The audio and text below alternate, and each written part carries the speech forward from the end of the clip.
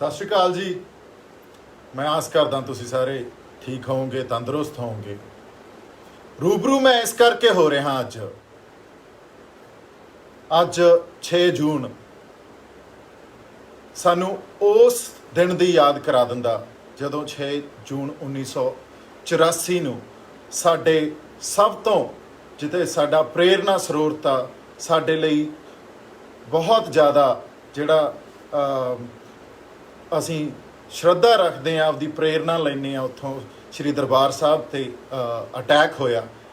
ते उस अटैक ने ये अटैक एक मैसकार या इनू एक हॉलोकॉस्ट कह लो, जिहड़ा कि साडे सिक्खी दा जिहड़ा प्रतीक आ या साडा जिहड़ा प्रेरणा स्रोत आ साडा सोमा सिक्खी दा उहदे ते अटैक होया। यह अटैक असीं सुणदे सी भी अब्दाली ने कीता सी, 18वीं सदी च अटैक होंदे आए सी, पर उस तों बाद जदों साडे आपदियां ने ही उत्थे फौज चढ़ाई उहदे ते अटैक कीता साडे उस अस्थान ते जिहड़ा सानू आपदी जान तो भी ज़्यादा प्यारा, तां इह गल हजम करनी बड़ी औखी आ साडे लई। पर मेरा रूबरू होण दा कारण यह आ भी इस गल करके अज दी डेट ताईं इस तरीक ताईं भी दो धिरां खड़ियां हो गईयां। एक धिर ओह सी जिहड़ी कहंदी आ भी जिहड़ा अटैक होया साडा जिहड़ा हरमंदर साहब ते तुसीं अटैक कीता, फौज ते राहीं अटैक कीता, उस तों बाद बचिया ही की आ भी हुण साडे जिउण दा भी कोई मतलब नहीं। एक धिर ओह सी जिहड़ी इह कहंदी आ भी साडे सिख या संत जरनैल सिंह खालसा जी भिंडरां वाले वो ठीक सी, ते एक धिर ये कहन लग गई भी यह गल आ जिहड़ी ओह संत जरनैल सिंह जी खालसा भिंडरां वालियां जी करके हुई आ। सरकार ठीक सी, सरकार उन्हां नूं फड़ना चाहुंदी सी जां उन्हां नूं दरबार साहब चों बाहर कढना चाहुंदी सी। हुण जिहड़ी गल आ, एक पासे जे आपां संत जरनैल सिंह खालसा भिंडरां वाले जी नूं रख लांगे, एक पासे आपां सरकार या इंदिरा गांधी नूं रख लांगे, स्पैशली इंदिरा गांधी नूं, ये गल या ये वरतारा इन्ना कॉम्पलैक्स सी या इन्ना कॉम्पलैक्स है, ये व्यक्तिगत रूप च नहीं देखा जा सकता। इनू व्यक्तिगत रूप च ना तुसी समझो भी ये संत जरनैल सिंह भिंडरां वाले एक दिन उठे, उन्होंने गुस्सा चढ़िया तो उन्होंने सरकार के अगेंस्ट गल्लां करनियां शुरू करतियां। ये इहो जी कोई गल नहीं सी। ते उवें ही जिहड़ा साडा इस मूवमेंट च जिहड़े ने जां इस ब्लू स्टार 1984 जिहड़ा वरतारा होया, ये मैसकार होया सिखां दा, उदों बाद अलीट आ जिहड़ा साडा उन्होंने साडा साथ नहीं दिता, जिहड़ा साडा पढ़िया लिखिया वर्ग आ सिखां दा उन्होंने कोई साथ नहीं दिता। वो इस करके नहीं दिता क्योंकि वह हर वरतारे नूं हर स्टेट का जिहड़ा या राष्ट्रवाद का जिहड़ा कोई पॉलिसी आ उन्होंने नैशनलिज्म या राष्ट्रवाद के नज़रिए तो देखते हैं। उन्होंने ये लग्या जी देखो उत्थे संत जरनैल सिंह भिंडरां वाले बैठे सी, उन्होंने असीं चेतावनी भी दी भी बाहर आ जाओ, वो बाहर नहीं आए तो आर्मी ने एक्शन लिया तो वह जस्टिफाइड सी। ये इन्नी सिंपल गल नहीं आ, व्यक्तिगत गल नहीं आ। जदों कोई लहर उठदी है ना, जदों कोई मूवमेंट शुरू हुंदी आ, वो मूवमेंट नूं समझना, उहदा विश्लेषण करना, उहदा पड़चोल करना या उन्होंने हिस्टोरीयनस नूं पढ़ना जिन्हां ने उन्हां दा पड़चोल कीता होया, जिन्हां ने विश्लेषण कीता होया, बहुत जरूरी हुंदा। ये मूवमेंट इन्नी कोई सौखी गल नहीं हुंदी। ये लहर जिहड़ी उठी उस वेले जिहड़ी पहला आनंदपुर साहब मते ते आके टिकी ते सानू ऐ लग्या भी साडा हजे तक ट्रस्ट ब्रीच नहीं होया। असीं आनंदपुर साहब मते की गल करते हैं। उस आनंदपुर साहब मते तो बाद जिद्दे अटैक हरमंदर साहब ते हो गया, उदे सानू ये लग्या भी साडा ट्रस्ट ब्रीच हो गया। हुण इस नैशनलिज्म च इस राष्ट्रवाद च तुसीं ट्रस्ट ब्रीच करता, इस तों बाद रह ही की जांदा। सो इन्हां लहरां नूं समझना बहुत जरूरी हुंदा, इहदे बारे पढ़ना, इहदा पड़चोल करना, इहदा विश्लेषण करना बहुत जरूरी हुंदा क्योंकि ये लहरां सानू बहुत कुछ सिखा जांदियां। इनू on the face of it देखो, सोशल मीडिया बहुत पॉजिटिव प्लेटफॉर्म आ भी गल बहुत दूर ताईं पहुँचदी आ, पर सोशल मीडिया ते हर बंदा जिहड़ा बैठा वो ये भी सोचन लग जाता भी मैं इत्थे कदे भी किसी भी टॉपिक ते गल कर सकदा या मैं किसी भी व्यक्ति बारे बोल सकदा, मेरे ते भी गल लागू हुंदी है, पर मैं फिर आपदे आप नूं थोड़ा बहुत इस पासे ਲਾਇਆ ਵੀ ਮੈਂ ਇਸ ਲਹਿਰ ਬਾਰੇ ਵੀ ਪੜ੍ਹਾਂ, ਉਸ ਵਰਤਾਰੇ ਬਾਰੇ ਵੀ ਪੜ੍ਹਾਂ, ਉੱਥੇ ਰਾਸ਼ਟਰਵਾਦ ਨੇ ਕੀ ਰੋਲ ਪਲੇ ਕੀਤਾ ਉਸ ਬਾਰੇ ਵੀ ਪੜ੍ਹਾਂ, ਜਾਂ ਇਹ ਜਿਹੜਾ ਸਿੱਖਾਂ ਦਾ ਇੱਕ ਸਾਡਾ ਨਿਆਰਾਪਣ ਆ ਜਾਂ ਜਿਹੜੀ ਸਾਡੀ ਡਿਸਟਿੰਕਟ ਆਈਡੈਂਟੀਟੀ ਆ ਅਸੀਂ ਉਹਨੂੰ ਪ੍ਰੋਟੈਕਟ ਕਰਨ ਵਾਸਤੇ ਜੋ ਕੁਝ ਕੀਤਾ ਉਹਦੇ ਬਾਰੇ ਵੀ ਪੜ੍ਹਾਂ, ਤੇ ਫਿਰ ਕੋਈ ਆਪਦਾ ਓਪੀਨੀਅਨ ਜਾਂ ਜਿਹੜਾ ਆਪਦਾ ਵਿਚਾਰ ਰੱਖਾਂ। ਕਿਉਂਕਿ ਜਿਹੜੇ ਵਿਚਾਰ ਆ ਉਹ ਬਹੁਤ ਜ਼ਿਆਦਾ ਵੱਡੇ ਵਿਸ਼ਲੇਸ਼ਣ ਤੋਂ ਪੜਚੋਲ ਤੋਂ ਬਾਅਦ ਬਣਦੇ ਹੁੰਦੇ ਆ। ਉਹ ਕਦੇ ਆਈ ਇਨਸਟੈਂਟ ਨਹੀਂ ਬਣ ਜਾਂਦੇ ਵੀ ਤੁਸੀਂ ਮੇਰਾ ਵੀ ਵੀਡੀਓ ਸੁਣ ਰਹੇ ਹੋ ਤੇ ਤੁਸੀਂ ਇਹਦੇ ਤੇ ਆਪਦੇ ਵਿਚਾਰ ਦੇਤੇ। ਇਨਸਟੈਂਟ ਵਿਚਾਰ ਨਹੀਂ ਬਣਦੇ ਹੁੰਦੇ। ਵਿਚਾਰ ਇੱਕ ਬਹੁਤ ਸਹਿਜ ਪ੍ਰਕਿਰਿਆ ਹੁੰਦੀ ਆ। ਵਿਚਾਰ ਮੇਰੇ ਖਿਆਲ 'ਚ ਜਿਵੇਂ ਆਪਾਂ ਕਹਿੰਦੇ ਆ ਵੀ ਹੌਲੀ ਹੌਲੀ ਸਭ ਕੁਝ ਪੜ੍ਹਨ ਤੋਂ ਬਾਅਦ, ਪੜਚੋਲ ਕਰਨ ਤੋਂ ਬਾਅਦ, ਵਿਸ਼ਲੇਸ਼ਣ ਕਰਨ ਤੋਂ ਬਾਅਦ ਹੀ ਪੱਕਦੇ ਆ ਤੇ ਫਿਰ ਆਪਦਾ ਵਿਚਾਰ ਕੁਝ ਦਿੱਤਾ ਜਾ ਸਕਦਾ। ਤੇ ਵਿਚਾਰਾਂ 'ਚ ਜਾਂ ਵਖਰੇਵਾਂ ਹੋ ਸਕਦਾ, ਜਿਵੇਂ ਇੱਕ ਬਾਇਓਡਾਇਵਰਸਿਟੀ ਆ, ਇੱਕ ਕਲਚਰਲ ਡਾਇਵਰਸਿਟੀ ਆ, ਉਵੇਂ ਵਿਚਾਰਾਂ 'ਚ ਵੀ ਡਾਇਵਰਸਿਟੀ ਜਾਂ ਵਖਰੇਵਾਂ ਹੋ ਸਕਦਾ। ਤੇ ਉਹ ਵੀ ਆਪਸ 'ਚ ਮੇਰੇ ਖਿਆਲ 'ਚ ਸਾਨੂੰ ਜਿਹੜੇ ਗੱਲਬਾਤ ਕਰਕੇ ਉਹਨਾਂ ਸਾਰੀਆਂ ਗੱਲਾਂ ਨੂੰ ਨਜਿੱਠਿਆ ਜਾਣਾ ਚਾਹੀਦਾ। ਸੋ ਮੈਂ ਸਾਡੀ ਜਿਹੜੀ ਕੌਮ ਆ ਜਾਂ ਸਾਰੇ ਪੰਜਾਬੀਆਂ ਨੂੰ ਇਹ ਬੇਨਤੀ ਕਰਦਾ ਵੀ 1984 ਜੂਨ ਬਲੂ ਸਟਾਰ ਆਪਰੇਸ਼ਨ ਜਿਹੜਾ ਸਰਕਾਰ ਨੇ ਕੀਤਾ, ਜਾਂ ਸਾਡੇ ਲਈ ਉਹ ਮੈਸੇਕਾਰ ਸੀ, ਸਿੱਖਾਂ ਲਈ ਸਾਡੇ ਲਈ ਉਹ ਇੱਕ ਹੋਲੋਕਾਸਟ ਸੀ।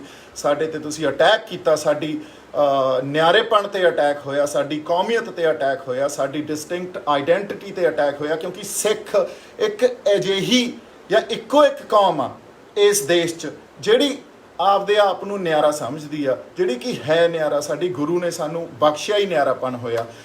ਪਰ ਅਸੀਂ ਇਹ ਵੀ ਕਹਿੰਦੇ ਆ ਵੀ ਸਾਨੂੰ ਡਾਇਵਰਸਿਟੀ ਦੇ ਅੰਦਰ ਰਹਿਣਾ ਆਉਂਦਾ, ਸਾਨੂੰ ਬ੍ਰਦਰਹੁੱਡ ਨਾਲ ਰਹਿਣਾ ਆਉਂਦਾ, ਸਾਨੂੰ ਕਿਸੇ ਦੇ ਨਿਆਰੇਪਣ ਤੋਂ ਵੀ ਕੋਈ ਪ੍ਰੋਬਲਮ ਨਹੀਂ ਆ।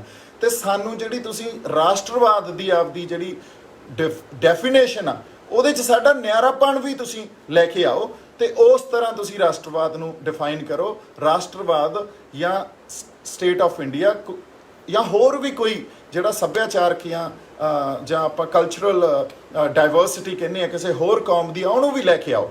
ਸੋ ਇਸ ਤਰ੍ਹਾਂ ਇਸ ਰਾਸ਼ਟਰਵਾਦ ਨੂੰ ਡਿਫਾਈਨ ਕੀਤਾ ਜਾਣਾ ਚਾਹੀਦਾ, ਜਿਹੜਾ ਕਿ ਮੌਕੇ ਦੀਆਂ ਸਰਕਾਰਾਂ ਜਾਂ ਜਿਹੜੀ ਇੱਕ ਮੈਜੋਰਿਟੀ ਫਿਲਾਸਫੀ ਆ ਉਹਨੂੰ ਮੇਰੇ ਖਿਆਲ 'ਚ ਐਕਸੈਪਟੇਬਲ ਨਹੀਂ ਆ।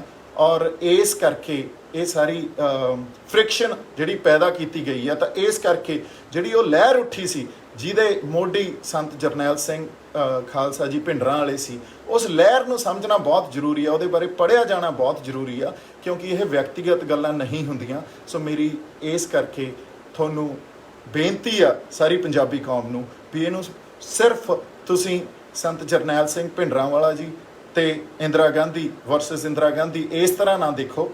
ਇਹਦੇ ਤੇ ਪੜ੍ਹੋ, ਇਹਦੀ ਪੜਚੋਲ ਕਰੋ, ਇਹਦਾ ਵਿਸ਼ਲੇਸ਼ਣ ਉਦੋਂ ਬਾਅਦ ਕੀਤਾ ਜਾਣਾ ਚਾਹੀਦਾ ਜੀ। ਇਹਦੇ ਤੇ ਓਪੀਨੀਅਨ ਵੀ ਉਦੋਂ ਬਾਅਦ ਬਣਾਉਣਾ ਚਾਹੀਦਾ। ਇਹ ਸਾਡੇ ਇੱਕ ਜਿਹੜੀ ਇਤਿਹਾਸ ਦੀ ਬਹੁਤ ਵੱਡੀ ਘਟਨਾ, ਇਹ ਤੋਂ ਸਾਨੂੰ ਸਿੱਖਣਾ ਚਾਹੀਦਾ ਬਹੁਤ ਕੁਝ।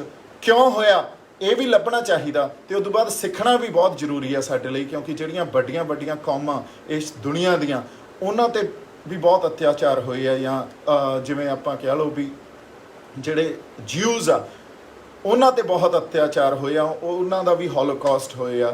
ਤੇ ਉਹਨਾਂ ਨੇ ਇਹਨਾਂ ਚੀਜ਼ਾਂ ਬਾਰੇ ਕਿਉਂ ਹੋਇਆ ਇਹ ਵੀ ਰਿਸਰਚ ਕੀਤੀ ਤੇ ਇਸ ਗੱਲ ਤੋਂ ਸਿੱਖਿਆ ਵੀ ਅੱਗੇ ਤੋਂ ਇਹ ਗੱਲ ਸਾਡੇ ਨਾਲ ਨਾ ਵਾਪਰੇ। ਸੋ ਇਸ ਕਰਕੇ ਮੈਂ ਤੁਹਾਡੇ ਨਾਲ ਰੂਬਰੂ ਹੋਇਆ ਸੀ ਜੀ। ਦੂਜੀ ਗੱਲ ਜਿਹੜੀ ਮੈਂ ਕਰਨੀ ਚਾਹਣਾ, ਕੱਲ ਇੱਕ ਵੀਡੀਓ ਮੇਰੇ ਕੋਲੇ ਮੇਰੇ ਸਾਹਮਣੇ ਆਇਆ, ਜਿਹੜੇ ਆਪਣੇ ਭਾਈ ਰਣਜੀਤ ਸਿੰਘ ਢੱਡਰੀਆਂ ਵਾਲੇ ਜੀ ਆ, ਉਹਨਾਂ ਦਾ ਵੀਡੀਓ ਆ। ਉਹ ਤੀਜੇ ਕੁ ਦਿਨ ਲਾਈਵ ਹੋ ਕੇ ਜਾਂ ਆਪਦਾ ਵੀਡੀਓ ਬਣਾ ਲੈਂਦੇ ਆ ਵੀ ਦੇਖੋ ਫਲਾਨੇ ਜਿਹੜੇ ਜਥੇਦਾਰ ਜੀ ਆ ਉਹਨਾਂ ਨੇ ਮੇਰੇ ਬਾਰੇ ਫਲਾਂ ਗੱਲ ਕਹੀ, ਜਾਂ ਹੁਣ ਜਿਹੜੇ ਸਿੰਘ ਆ ਉਹਨਾਂ ਨੇ ਵਿਉਂਤ ਬਣਾ ਲਈ ਜੀ ਮੈਨੂੰ, ਹੁਣ ਉਹ ਕੋਈ ਹਾਨੀ ਪਹੁੰਚਾਉਣਗੇ, ਫਿਜ਼ੀਕਲ ਮੇਰੇ ਤੇ ਕੋਈ ਗੱਲ ਆਊਗੀ। ਸੋ ਮੈਂ ਉਹਨਾਂ ਨੂੰ ਇੱਕ ਗੱਲ ਕਹਿਣਾ ਚਾਹਣਾ, ਜਿਹੜੀ ਪੰਥਕ ਗੱਲ ਹੁੰਦੀ ਆ ਨਾ ਆਪਣੇ ਭਾਈ ਰਣਜੀਤ ਸਿੰਘ ਢੱਡਰੀਆਂ ਵਾਲੇ ਜੀ, ਉਹ ਪੰਥਕ ਗੱਲ ਨੂੰ ਪੰਥ ਦੇ ਵਿੱਚ ਹੀ ਵਿਚਾਰਿਆ ਜਾਂਦਾ ਹੁੰਦਾ।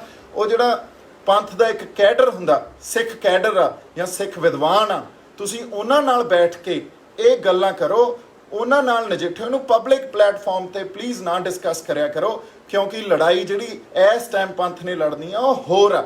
ਤੁਸੀਂ ਆਪਦੇ ਜਿਹੜੇ ਵੱਖ-ਵੱਖ ਵਿਚਾਰਧਾਰਾਵਾਂ ਦੀ ਗੱਲ ਆ ਜਾਂ ਪੰਥ 'ਚ ਬਤੇਰੇ ਆਪਸ 'ਚ ਜਿਹੜੇ ਫ੍ਰਿਕਸ਼ਨਸ ਹੁੰਦੀਆਂ, ਉਹਨਾਂ ਨੂੰ ਹਮੇਸ਼ਾ ਪੰਥ ਨੇ ਆਪਦੇ ਵਿਦਵਾਨਾਂ ਨਾਲ, ਆਪਦੇ ਜਿਹੜੇ ਕੈਡਰ ਦੇ ਬੰਦੇ ਆ ਉਹਨਾਂ ਨਾਲ ਬੈਠ ਕੇ ਹੱਲ ਕੀਤਾ। ਉਹਨਾਂ ਬੰਦਿਆਂ ਨੇ ਨਜਿੱਠਿਆ ਜਿਹੜੇ ਉਸ ਗੱਲ ਦੇ ਸਮਰੱਥ ਆ, ਉਹਨਾਂ ਸਿਧਾਂਤਾਂ ਨੂੰ ਸਮਝਣ ਦੇ ਸਮਰੱਥ ਆ।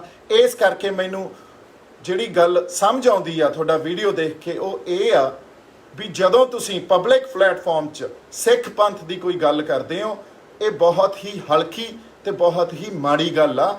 ਕਿਉਂਕਿ ਮੈਨੂੰ ਲੱਗਦਾ ਤੁਸੀਂ ਜਿਹੜਾ ਆਪ ਬਹੁਤ ਸੂਝਵਾਨ ਵਿਅਕਤੀ ਹੋ, ਗੁਰਮਤਿ ਪ੍ਰਚਾਰ ਕਰਦੇ ਹੋ, ਤਾਂ ਤੁਸੀਂ ਸ਼੍ਰੀ ਅਕਾਲ ਤਖਤ ਸਾਹਿਬ ਜਾਓ।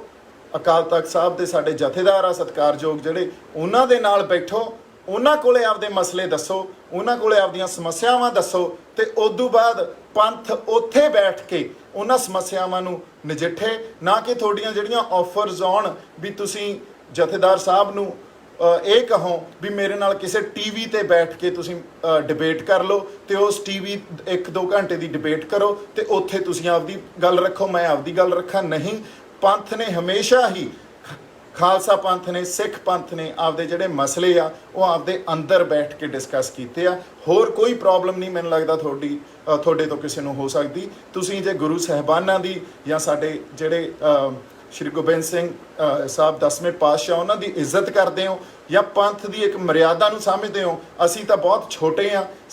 ਮੈਨੂੰ ਇਸ ਕਰਕੇ ਇੱਥੇ ਬੋਲਣੀ ਪਈ ਕਿਉਂਕਿ ਪਬਲਿਕ ਪਲੇਟਫਾਰਮ ਤੇ, ਕਿਉਂਕਿ ਤੁਸੀਂ ਪਬਲਿਕ ਪਲੇਟਫਾਰਮ ਤੇ ਆ ਕੇ ਰੋਜ਼ ਗੱਲਾਂ ਕਰਦੇ ਹੋ, ਤੇ ਮੈਨੂੰ ਇਹ ਗੱਲ ਐਂ ਲੱਗਦੀ ਆ ਵੀ ਜਿਹੜੇ ਵਿਦਵਾਨ ਜਾਂ ਤੁਹਾਡੇ ਵਰਗੇ ਸੂਝਵਾਨ ਬੰਦੇ ਹੁੰਦੇ ਆ ਉਹਨਾਂ ਨੂੰ ਇਹ ਗੱਲ ਨਹੀਂ ਸੁਹਾਉਂਦੀ। ਤੁਸੀਂ ਪੰਥ ਦੀਆਂ ਗੱਲਾਂ ਪੰਥ ਦੇ ਨਾਲ ਉਸ ਘਰ 'ਚ ਬੈਠ ਕੇ ਕਰੋ ਜਿਹੜਾ ਸਾਡੇ ਲਈ ਬਣਾਇਆ ਗਿਆ, ਜਾਂ ਸਾਡੇ ਲਈ ਇੱਕ ਜਿਹੜੀ ਮਰਿਆਦਾ ਤੈਅ ਕੀਤੀ ਗਈ ਆ ਉਸ ਮਰਿਆਦਾ ਦੇ ਅਧੀਨ ਰਹਿ ਕੇ ਉਹ ਗੱਲਾਂ ਕਰੋ। ਤੇ ਇੱਜ਼ਤ ਜਿਹੜੇ ਜਥੇਦਾਰ ਸਾਹਿਬਾਨ ਆ ਉਹਨਾਂ ਨੂੰ ਬਖਸ਼ੋ।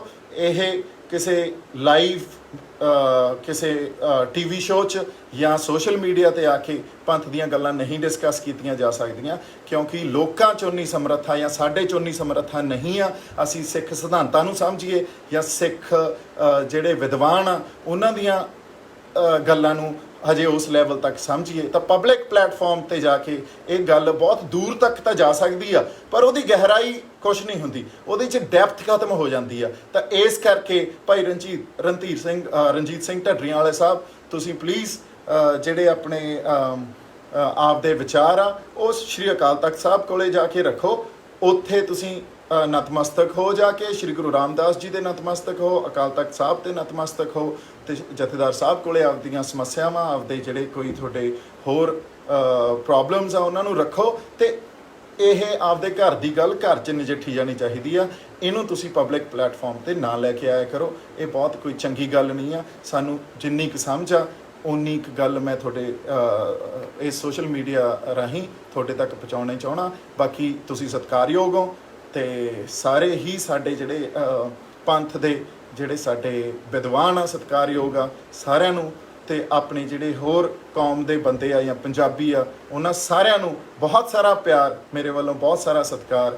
ਤੇ ਇਹੀ ਮੈਂ ਤੁਹਾਡੇ ਤੋਂ ਅਰਦਾਸ ਕਰਦਾ ਵੀ ਅਸੀਂ ਆਪਦੇ ਆਪ ਨੂੰ, ਆਪਦੇ ਕਿਰਦਾਰਾਂ ਨੂੰ, ਤੇ ਸਪਿਰਚੁਅਲ ਜਿਹੜੀ ਸਾਡੇ 'ਚ ਇੱਕ ਰਿਸਰਚ